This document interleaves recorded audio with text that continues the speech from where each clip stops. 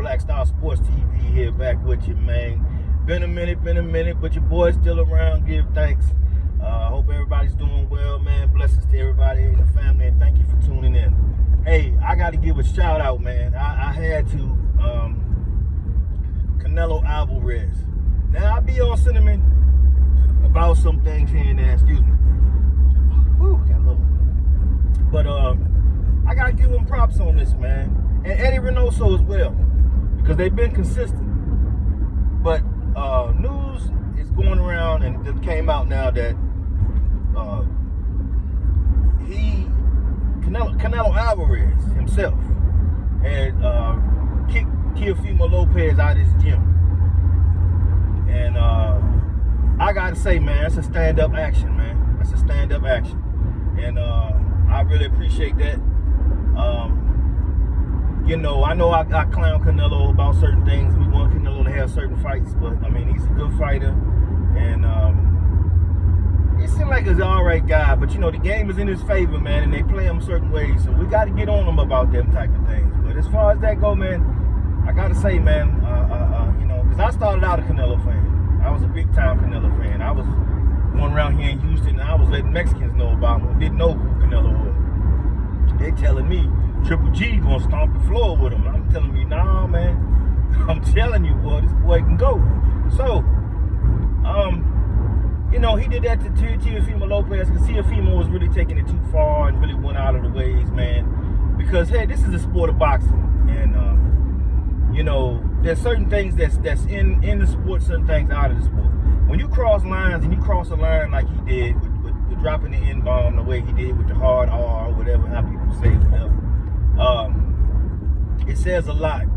And when you cross that line like that, as an old school cat as myself, man, we feel some type of way about this. These young bucks, man, I don't know, man. I got big, you know, I respect the young bucks and everything, but I noticed this, man. I gotta call it out. All of y'all don't respond the same with that, and that's the reason why these guys is doing what they're doing. They're dropping them hard R's on you, and it's growing and growing. You got women out here talking about what I say it all the time. I mean, it's like a growing thing going on. They got this black fatigue, all this energy, all spurs from this one word. If you think about it, I mean, go look back in this last few weeks, how it is steamrolled now. But anyway, that's a deeper conversation. But I hope you understand what I was trying to get to.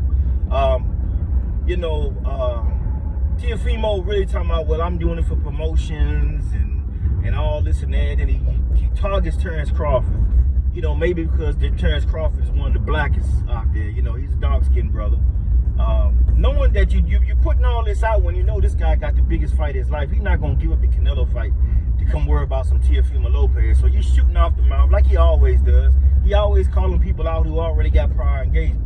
He don't never call nobody out that's ready to rumble right now. You know, i.e. Keyshawn Davis come to him in the press conference, sitting right next to him, also, and he acting like he's a church boy. What? No, I'm just reading the book. No, man, no. You can't do them type of things. And it's funny, and the bananas and all this type. Well, I tell you what, man. You know, you give thanks that you're not in my vicinity, because any of that shit took place in my motherfucking vicinity, it is gonna be some motherfucking reckoning for you. I ain't got no problem with it. I done dealt with that shit my whole motherfucking, man. I could go. I got stories, but that's for another thing. But I just want to give a shout out to Canelo Alvarez, man, and Eddie Reynoso too, because Eddie did the same thing to Ryan Garcia, which is why Ryan ended up being trained by Derrick James again in the last fight that he just lost again. And by the way, where is Ryan? Where is Waldo? Nah, man, last year you went to see the president. You was out with Deion Sanders. You seen the Pope. Oh, you got the world tour. Oh, he this and that and all that. Man, he been exposed, man. The whole thing is a sham. Yes, he popped dirty. Yeah, he was definitely juicing. Without a shadow of a doubt, he was juicing. Look at that guy in that fight. And look at that guy in that last fight, man. You do not have that big of a difference in no. Come on, man. If you can't see that, you know, I can understand. It's only because you biased.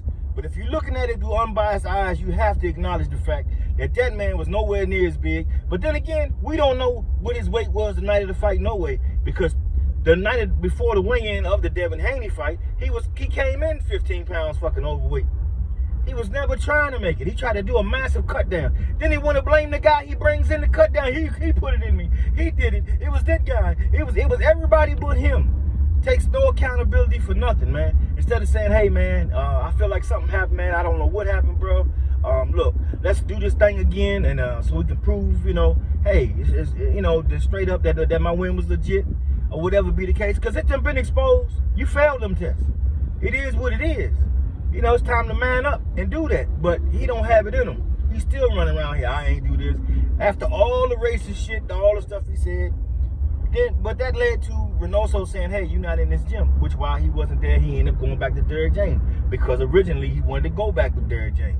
You know, and I'm pissed off at Derrick James because I feel like Derrick James could have possibly ended one of the best fighters in this modern era's career over some so-called money that he's claiming to owe. But he's going to lose that court case with Errol Spence. And then when that happens, then people are going to start to realize that, you know, he's the one that did that, because Earl is not fighting or doing anything, because Earl still hasn't found a trainer yet. Because Earl's loyal. He's hoping that this thing will get, once the court rules or whatever. I mean, I don't have no inside information about it, but just what I know about Earl as a man, I feel like he has a certain amount of loyalty there, and he feels like when the judge actually rules and that Derrick is going to see, oh man, I was wrong, but look at all the time that you wasted now. You know what I'm saying? That's what's going to end up happening. I really feel like that. And I'm really disappointed in Derrick James, man. I'm really pissed off. Every time I see him now, I don't feel the same. He was my favorite trainer in boxing, man.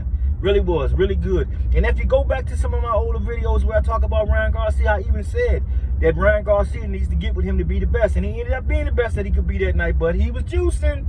He was juicing.